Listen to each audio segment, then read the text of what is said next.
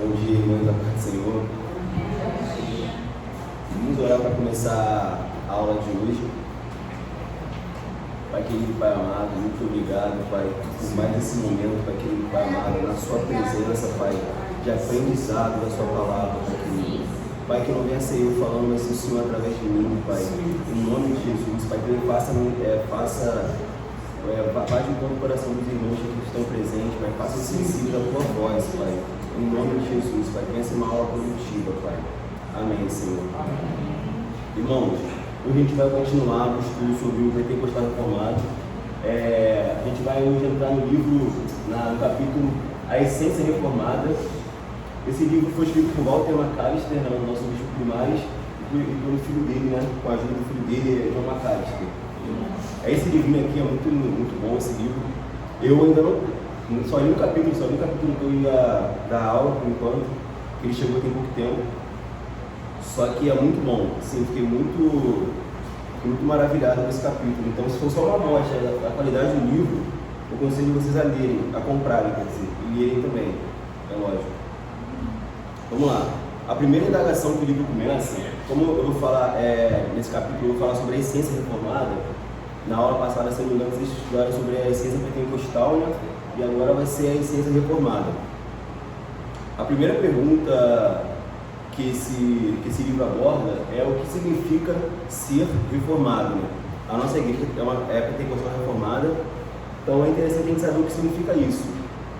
Muitos confundem esse termo com ligam uma reforma protestante ou também uma forma de ordenar o culto, uma liturgia, né? É um culto mais ordenado, ou uma forma de crer na Bíblia.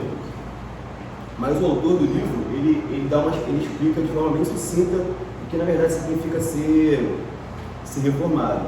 Ele diz o seguinte: na verdade, a teologia reformada é uma tradição que tem fundamentos filosóficos, teológicos e principalmente bíblicos, foi construída a partir de pressupostos claros, cuja síntese encontra-se nos grandes catecismos e confissões da fé reformada, como por exemplo o Catecismo de Heidelberg, a Confissão Belga, os cânones do Sínodo de Dort e a Confissão de Westminster. Se vocês estão acompanhando aqui já há um tempo as aulas, vocês devem ter reparado que a gente usa bastante o Catecismo de Heidelberg ou a Confissão de Westminster. É bem tranquilo, eu acho que assim se pronuncia, né? É bem tranquilo achar na internet, só vocês botarem lá no Google que vai aparecer para vocês. O Anderson usa bastante, eu também uso bastante nos livros da escola bíblica, escola dominical, né? Eles citam bastante essas confissões. Então essa também é usado para o pentecostal reformado, né? Usa-se também isso para justificar a nossa cosmovisão, né? Então na aula de hoje, só uma introdução, né, do que significa ser reformado. Na aula de hoje, a gente vai falar um pouco sobre os principais pressupostos, né? O autor não tem como falar de tudo no livro, ele deixou quatro fundamentos, né, da fé reformada. E eu vou falar um pouco sobre esses 4 fundamentos. Ora eu vou usar o livro aqui, ora eu vou usar o que eu escrevi, ora eu vou usar também a Bíblia para balizar, né, o que está sendo dito, para não ficar só palavras jogadas ao vento. Então a gente vai começar agora. Mas para resumir, basicamente, logo no início, resumindo, como seria no final, mas a gente já pode resumir que os pressupostos, eles podem ser resumidos na glória e na doutrina do Deus triuno, né? Que é Pai, Filho e Espírito Santo. Esse é o principal pressuposto da fé reformada, né? Querendo o Pai, o Filho e o Espírito Santo. Vamos lá. Primeiro pressuposto, cujo título é: Deus existe por si mesmo e é suficiente em si mesmo. Eu vou começar essa parte lendo aqui o que o autor deixou no livro.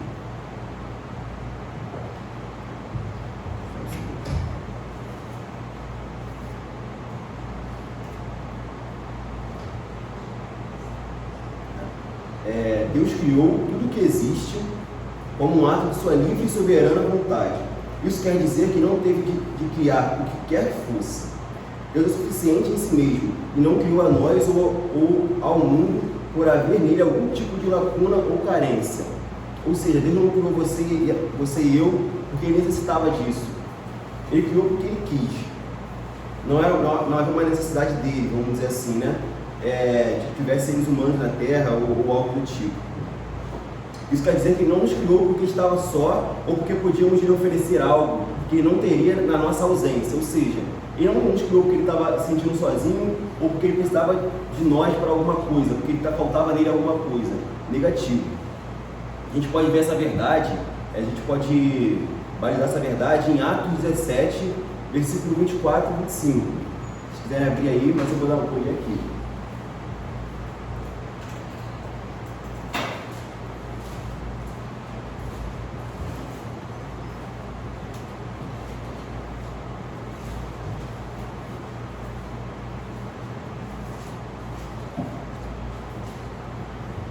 Atos capítulo 17, versículo 24.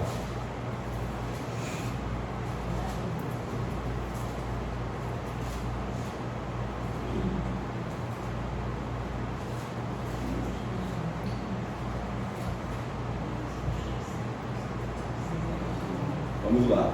O Deus que fez o mundo e tudo que nele há, sendo o Senhor do céu e da terra, não habita em templos feitos por mãos de homens, nem tampouco é servido por mãos de homens como que necessitando de alguma coisa, pois ele mesmo é quem dá a todos vida e a respiração de todas as coisas. Ou seja, nem pouco é servido, lá no versículo 25, nem pouco é servido por mãos de homens como que necessitando de alguma coisa, ou seja, nada, ele não necessita de nós, né? Se nós necessitamos dele, não foi por conta de uma necessidade que ele nos criou. Então a gente pode ver nesse versículo que Deus é absolutamente soberano. A gente também pode concluir que Deus é absolutamente completo em si e, portanto, não muda nem precisa mudar.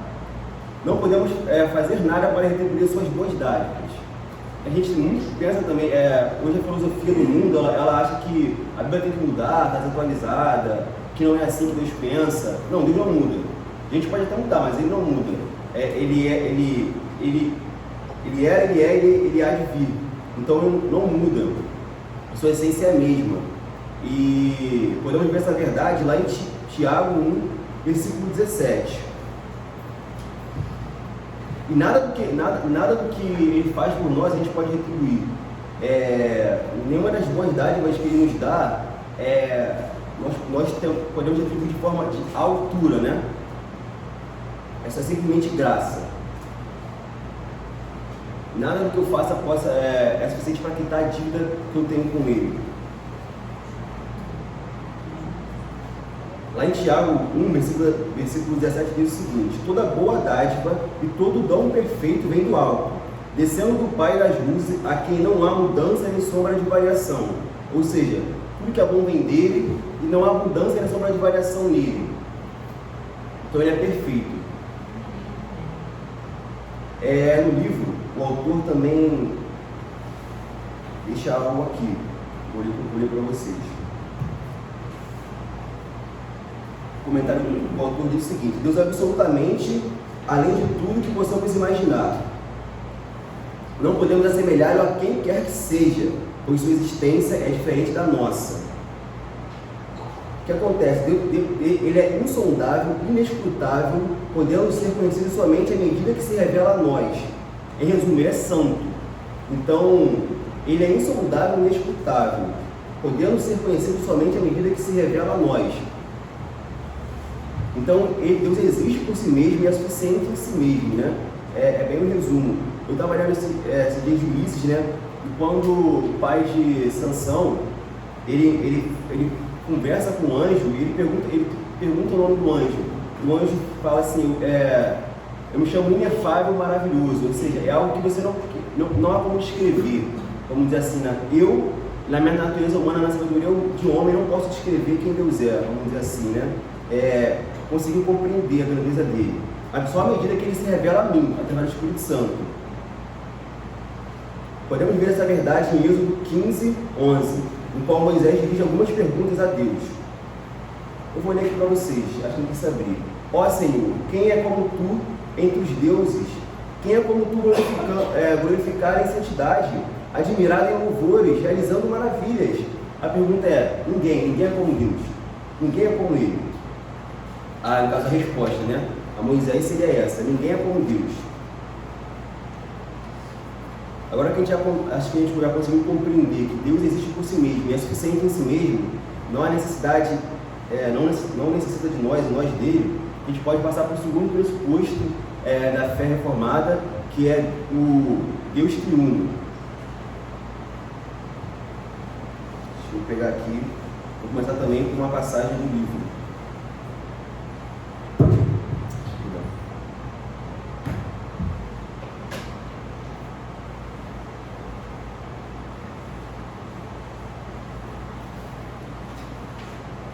Está marcado aqui que eu estou tirando sem querer.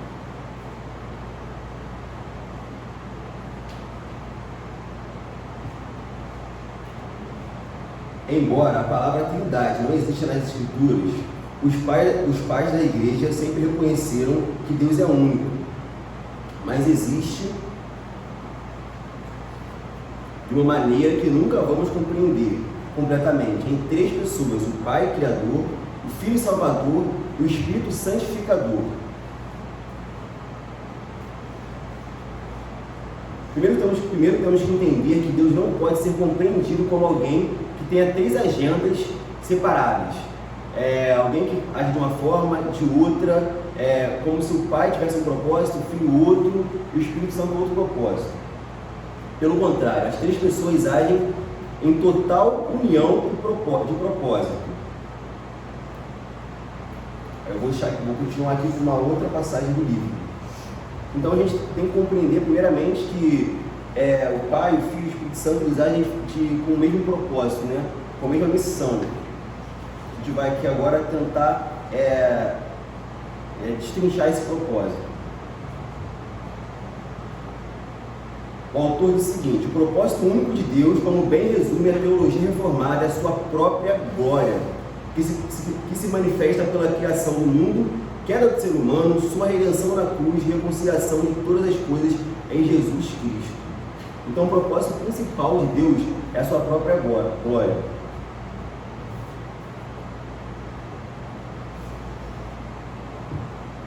Embora cada membro da Trindade desempenhe um papel diferente, todos agem dentro do mesmo propósito, que é glorificar a Deus. A gente pode ver essa verdade lá em João 16, do versículo 5 ao versículo 16. Que é quando Jesus fala da ida dele, ele fala de si mesmo, ele fala do Pai, ele fala do Espírito Santo, com o mesmo propósito, né? A redenção que é redimir a humanidade para a glória de Deus.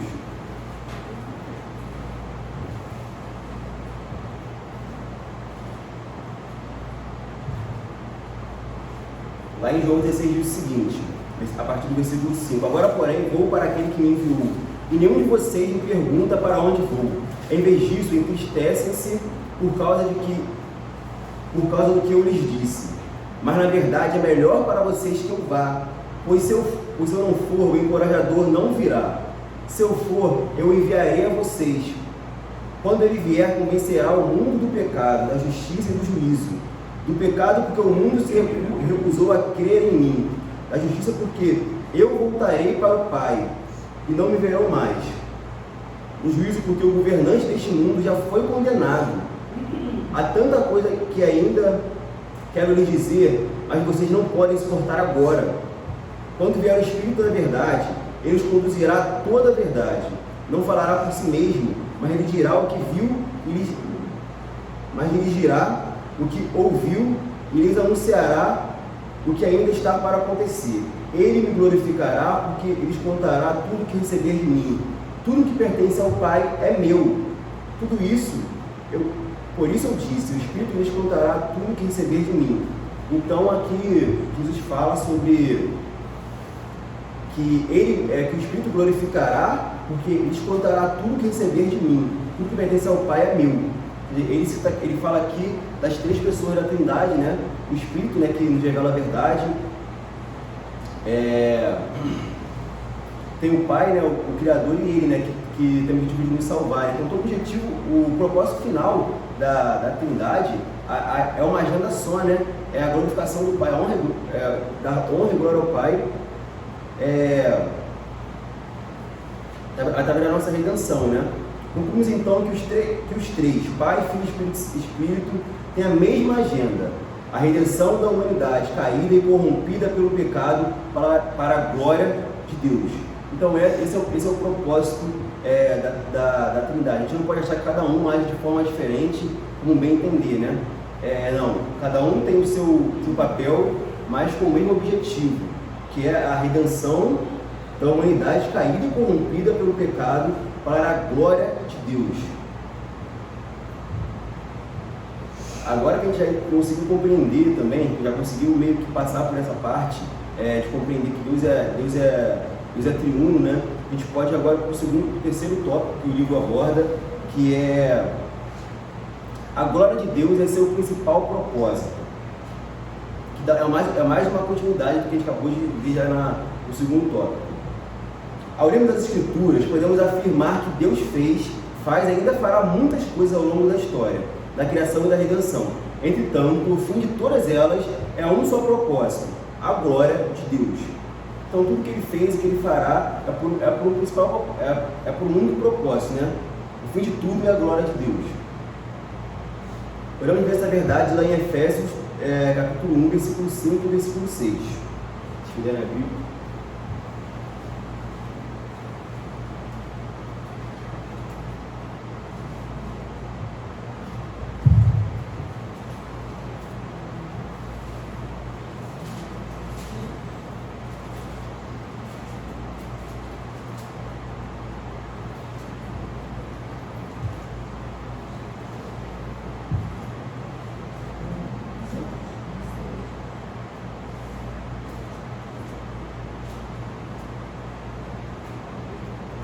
Vamos lá, é Efésios capítulo 1, versículo 5 e 6. Ele nos predestinou para si, para nos adotar como filhos por meio de Jesus Cristo, conforme o bom propósito da sua vontade. Deus assim fez para louvor de sua graça gloriosa, que Ele derramou sobre nós em seu Filho amado. Então, Deus assim fez para louvor de sua graça gloriosa. Agora, se a gente pular para o versículo 12, diz o seguinte: o propósito de Deus era que nós, os primeiros a confiar em Cristo, louvássemos a Deus e lhes dessemos glória. O Espírito é a garantia da nossa herança, até o dia em que Deus nos resgatará como sua propriedade, para louvor de sua glória. Tudo é para louvor da glória de Deus, irmãos. Tudo que acontece na nossa vida é para glorificar a Deus.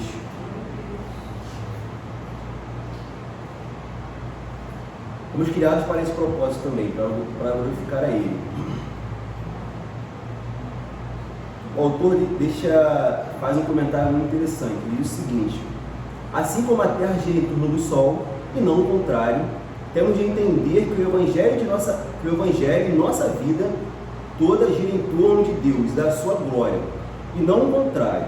Nós não somos o centro, tampouco o alvo final do Evangelho. Deus é o centro de todas as coisas. Ele não vive em torno das nossas necessidades.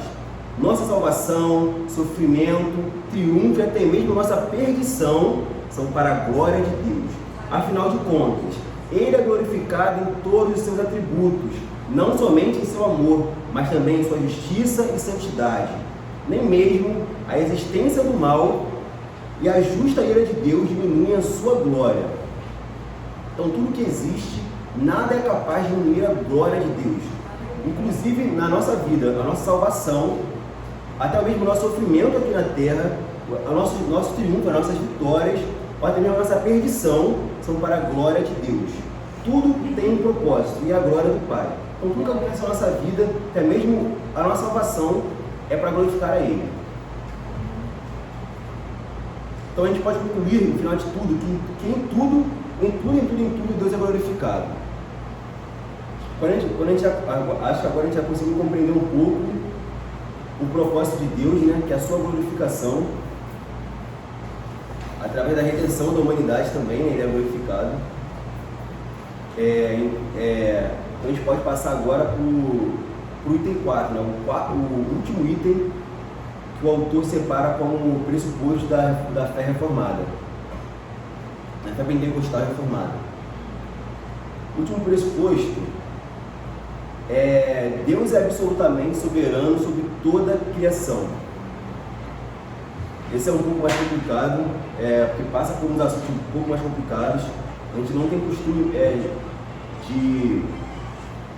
de estudar. Tudo foi criado por Deus e para Deus. Ele criou, sustenta e controla o mundo inteiro.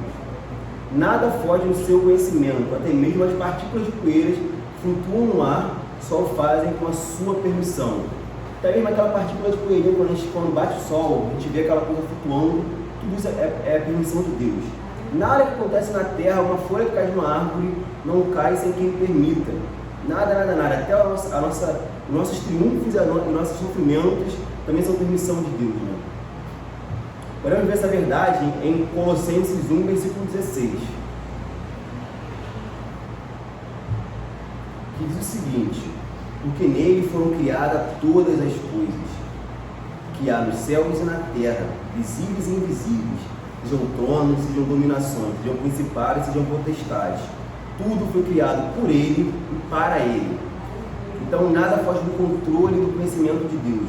Tudo foi criado por Ele, tudo que é na terra, toda a criação foi Ele, tudo que Ele criou, e a nós fomos criados por Ele, e tudo por Ele e para Ele, né? Para a glorificação dEle, para honrar e glorificar o nome dEle. Depois que a gente consegue compreender a soberania de Deus, né? A gente já deu uma passada por isso, que Ele é soberano sobre toda a criação, surge a seguinte pergunta, como eu falei para vocês, né? Nada foge do controle dEle, do conhecimento dEle, da permissão dEle, né? O autor, depois que ele fala sobre isso, ele deixa uma seguinte pergunta, ele diz que pode surgir em nós a seguinte indagação, né? E o mal? É a pergunta que ele deixa. E o mal? Ele controla o mal também? Ele ordena os tsunamis? Permite os desastres que ceifam milhares de vidas? Deus também controla o mal? O autor também responde essa pergunta. Essa é uma pergunta que todo mundo já se fez em algum momento da vida, né? Já teve essa pergunta, né? Até mesmo quando se viu passando por situações complicadas. O autor do livro responde essa pergunta com 3 passagens bíblicas. A primeira passagem está lá em Deuteronômio 32, 39. Se quiserem abrir.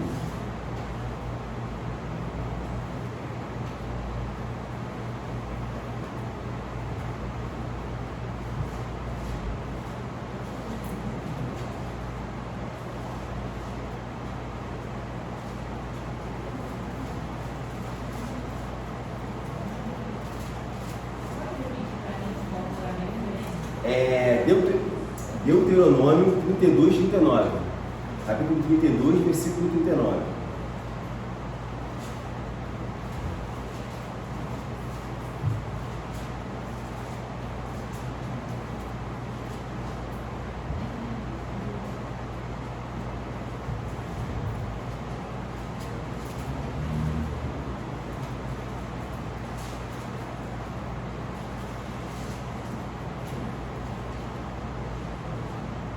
Vamos lá.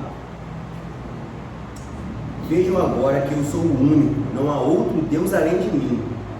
Causo a morte e dou a vida, causo a ferida e faço sarar. Ninguém pode escapar de minha mão poderosa. Agora também o autor, ele fala também sobre, em 1 Samuel, versículo 2, capítulo 2, versículo 6 ao 8. Quando vocês vão procurando aí 1 Samuel, eu vou reler de novo o Deuteronômio. Vejam agora, eu sou o único, não há outro Deus além de mim. Causo a morte e dou a vida, causo a ferida e faço sarar. Ninguém pode escapar de minha mão poderosa. A segunda passagem está lá em 1 Samuel, capítulo 2, versículo 6.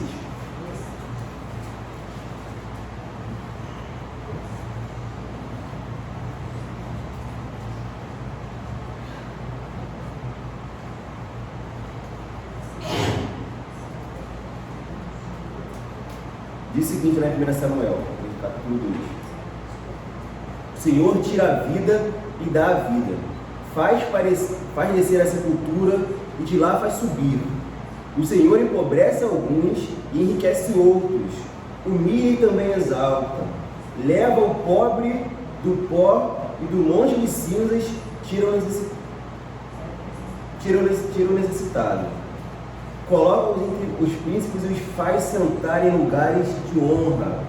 Ao Senhor pertence os alicerces da terra, sobre eles firmou o mundo. De novo, o Senhor tira a vida e dá a vida, faz descer a sepultura e de lá faz subir. O Senhor empobrece alguns e enriquece outros, humilha e também exalta, levanta o pobre do pó e do monte de cinzas tira o necessitado. Coloca-os entre os príncipes e os faz sentar em lugares de honra. Ao Senhor pertencem os alicerces da terra, sobre eles firmou o mundo. Agora que eu olhando esse versículo aqui, eu estou me lembrando um pouco da história dos reis de Israel, né? Como Deus levantou Saul, depois fez ele cair por conta da sua infidelidade, mas aí na raiz de Saul ficou o neto dele, que agora não fugiu o nome. Você lembra, pastor? O neto de Saul, do Jonatas, Mefibosete, Mefibosete estava lá em Lodebar, né? Estava lá, cidade de esquecimento, esquecido, mas apesar de toda a tentativa de não fazerem Davi lembrar dele, Davi lembra dele, ele passa a sentar na mesa com o rei, né? Comer diariamente com o rei. Então isso que Deus faz, ele pode levantar alguns, depois fazer vir ao pó, ele pode tirar alguns do pó e fazer sentar entre reis, e é o que ele faz, e ele é perfeito, e não cabe a nós, a gente pode tentar entender, mas também é só a medida que ele permite que nós entendamos. A última passagem que o autor deixa aqui é Isaías 45, versículo 5.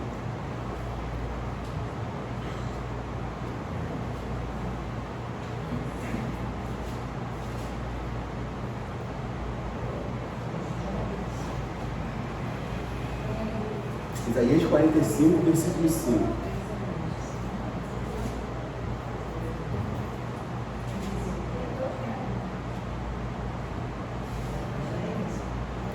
Isaías 45, versículo 5. 5 ao 7.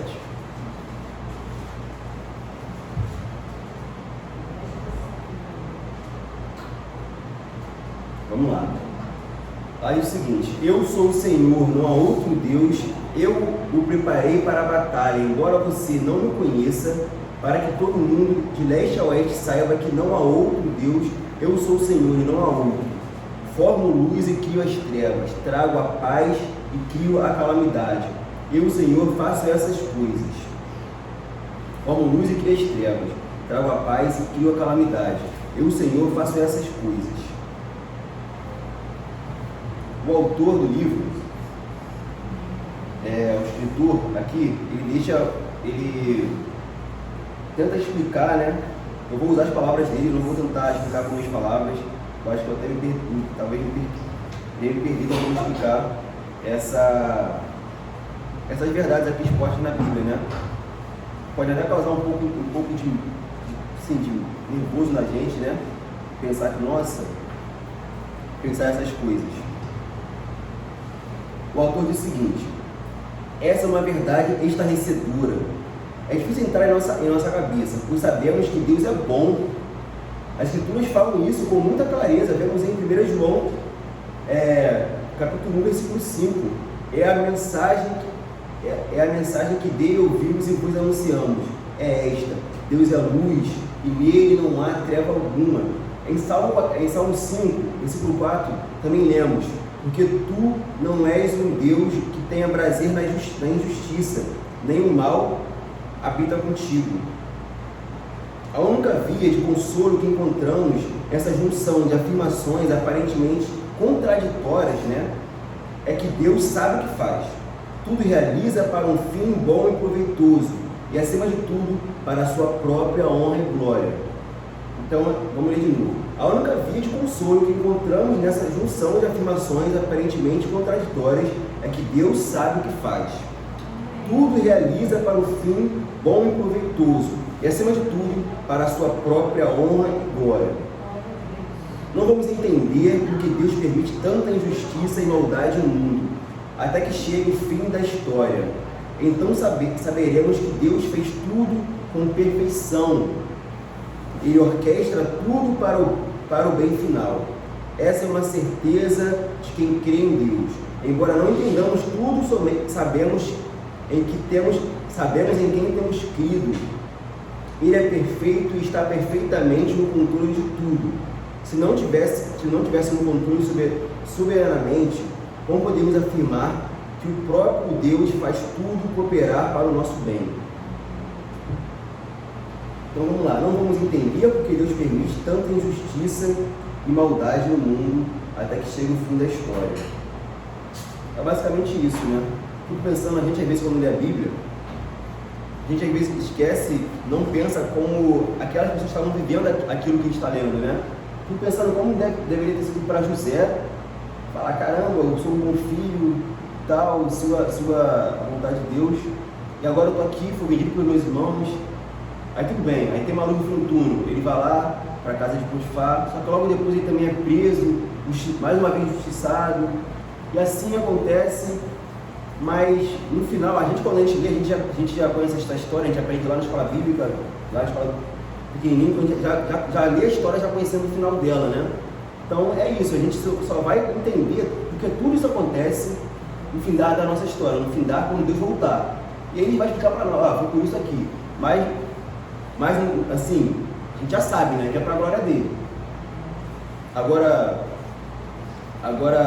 e ele vai revelando a nós a forma, na medida que ele quer, né? Então ele foi revelando a José, conforme foi passando o tempo, né? No final José mesmo fala, depois eu vou falar o que o José fala, ele fala, tudo isso aqui foi com um propósito, para salvar vocês, para salvar a casa do nosso pai, entendeu? Então ele vai revelando à medida que ele quer os propósitos dele. Uma vez eu ouvi uma frase que diz o seguinte: Deus não tem compromisso com o nosso corpo físico, o compromisso dele é com a nossa salvação e que o glorifica, né? Então o que acontece com a gente, se a gente vai ser salvo com uma perna, com um braço, com duas pernas, o que importa? O que importa é que a gente vai ser salvo, é a nossa redenção para a glorificação dele. Os fatos que agora foram expostos, né, quando a gente pensa, pô, Deus também tem controle sobre o mal, nossa, caramba, ele permite isso? Sim, ele permite. Então agora pode me levar ao segundo questionamento, né, os fatos que foram expostos. Se Deus ordena e controla tudo, podemos ser culpados pelos nossos atos? Então se ele ordena tudo, se ele controla tudo, nada foge do controle dele, que culpa tem eu pelos meus atos, né? Se tudo é vontade dele. O autor também usa Gênesis 45, versículo 5, para responder essa indagação. Gênesis 45, versículo 5. Vai falar um pouco da história de José, né?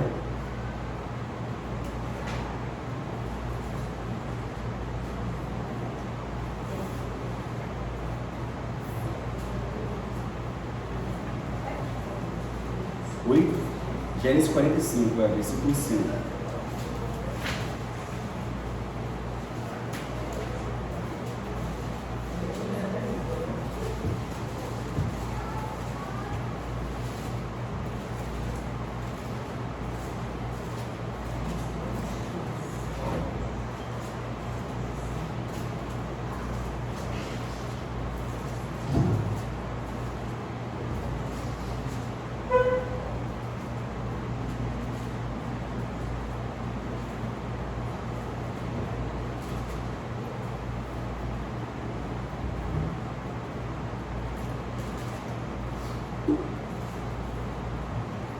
Lá diz o seguinte: agora pois, não vos entristeças. Isso é José falando com os irmãos dele. Agora pois, não vos entristeças, nem vos pesem os vossos olhos por me haverem vendido para cá, porque para a conservação da vida Deus me enviou adiante de vós, que já houve 2 anos de fome no meio da terra, e ainda restam 5 anos, em que não haverá lavoura nem cega. Pelo que Deus me enviou diante de vós, para conservar a vossa sucessão na terra, e para guardar-vos em vida por um grande livramento. Assim não foste vós que me enviaste para cá, senão Deus que me tem posto por pai de Faraó e por senhor de toda a sua casa, como regente em toda a terra do Egito. Então, lá no versículo 8, já fala o seguinte: assim não foste vós que me enviaste para cá, senão Deus que me tem posto por pai de Faraó. Então, a gente vai conseguir responder essa pergunta, né? Se nós somos culpados pelos nossos atos. Mas Deus vai falar aqui que, mesmo que os irmãos deles tivessem feito aquilo, foi porque Deus quis, né? Assim não foste vós que me enviaste para cá, senão Deus. Mas aí o autor diz o seguinte aqui, o autor do livro aqui, né? Tempo Reformado. Misteriosamente vemos que houve uma confluência entre a vontade de Deus, faz tudo para o bem, e a vontade dos irmãos José, que agiram para o mal. Não absolutamente, na absoluta soberania de Deus, até o mal que os homens praticam serve ao bem de Deus. Até a ira dos homens e sua perdição servem para a glória de Deus, Criador. Então houve uma confluência, né? Da vontade boa de Deus e da maldade do homem, né? Que agiu para tentar contra José, na maldade dos irmãos de José. Em Gênesis, ainda em Gênesis, né, no capítulo 50, versículo 20, a gente pode ver que, apesar dessa confluência, Deus não vai eximir os irmãos de José da culpa, né? Eles, assim, a vontade de Deus era essa, que José fosse na frente para que pudesse cuidar de sua família. Mas não quer dizer que os irmãos de José estão agora funcionários, tipo assim, tá tudo bem, né? Se essa era a vontade de Deus, então agora não tem mais culpa. Não, eles também são culpados pela maldade deles, né? Tudo coopera para a vontade de Deus, vamos dizer assim. Então não importa se ele é capaz de fazer o mal, transformar o mal em bem, né? Ponto. Para que a vontade dele seja feita. Vocês pretendiam me fazer, lá diz o seguinte, lá no versículo 20, no capítulo 50, versículo 20. Vocês pretendiam me fazer o mal, mas Deus planejou tudo para o bem. Colocou-me neste cargo para que eu pudesse salvar a vida de muitos. Então, mesmo que a gente pretenda fazer o mal, Deus planejou fazer o bem. Então, a vontade dele vai ser feita, porque ele é soberano sobre os meus atos, né? Mas ele deixa bem claro: vocês fizeram o mal, vocês tentaram praticar o mal contra mim, mas Deus planejou tudo para o bem, ou seja, Deus muda a história, né? Aí diz o seguinte, aí depois o autor diz o seguinte, não o autor da Bíblia, né? No caso, o autor do Pentecostal Reformado, diz o seguinte: Deus criou tudo que há e tem absoluto direito de fazer com sua criação o que bem entender. Para a visão reformada, isso é absolutamente fundamental. Deus criou tudo que há e tem absoluto direito de fazer com sua criação o que bem entender. Para a visão reformada, isso é absolutamente fundamental. Então, a gente pode ver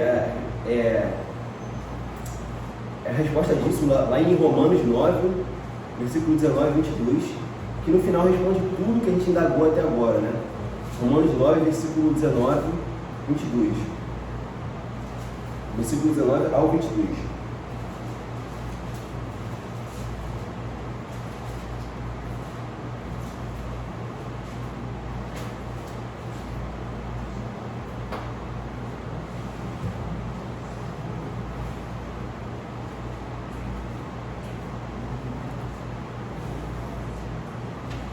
A mesma indagação que a gente fez lá no início, né, Paulo respondendo, os fatos, se Deus ordena e controla tudo, podemos ser culpados por nossos atos. Aí Paulo responde da seguinte forma, lá em Romanos 9, versículos 19 ao 22. Eu gosto muito dessa passagem, foi uma passagem que veio me respondendo muito quando eu tinha essas dúvidas também, sobre o mal, sobre o bem, sobre Deus, qual era o papel dele em relação a isso. Eu lembro que eu fui lendo, só que quando eu fui lendo, eu lia um versículo, eu falava, mas isso aqui também tem isso. Aí no segundo versículo já era respondido já tinha uma resposta, e assim foi, né? Até o fim de Romanos 9, sobre essas minhas indagações na época, né, que eu tive. Lá diz o seguinte, Romanos 9, versículo 19. Mas alguns de vocês dirão: então por que Deus os culpa? Não estão apenas cumprindo a vontade dele? Ora, quem é você, mero ser humano, para discutir com Deus? Acaso o objeto criado pode dizer aquele que criou: por que você me fez assim? O oleiro não tem direito de usar o mesmo barro para fazer um vaso para uso especial e outro para uso comum? Da mesma forma, Deus tem o direito de mostrar sua ira e seu poder, suportando com muita paciência aqueles que são objeto de sua ira, preparados para a destruição. Então é isso. A vontade de Deus é perfeita e não sou eu que não posso eu querer discutir com ele e falar por que isso, por que aquilo. Ele sabe o que faz e ele é perfeito. Uma vez eu estava vendo um podcast e o pastor Robson, lá da Nova Igreja de Nova Iguaçu, fizeram essa pergunta para ele: Deus é mais bom do que justo ou ele é mais justo do que bom? Eu estava lá na faculdade vendo esse podcast, falei, pergunta boa, fiquei pensando, tentando responder, né?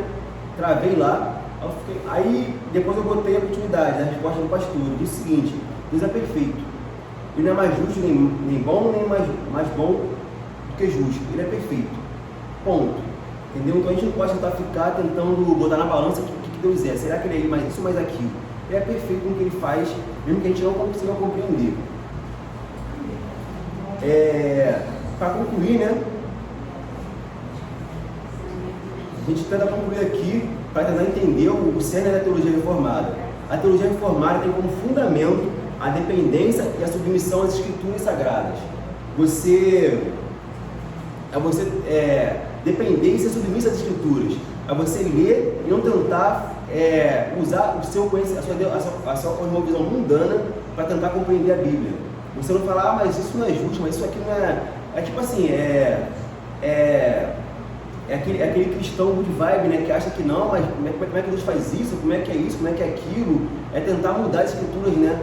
Como muita gente já tem dito assim abertamente: nossa, a Bíblia tem que mudar, tem que ser corrigida uma coisa ou outra ali, porque isso não condiz mais com o nosso tempo. Claro que condiz com o nosso tempo, entendeu? Ele não muda a sua essência, né? Não há variação nem mudança de coisa alguma em Deus. O autor deixa aqui, eu vou terminar o estudo de hoje com essa passagem, não bíblica, né, mas que o autor deixou aqui no livro dele, essa conclusão que o autor fez, né?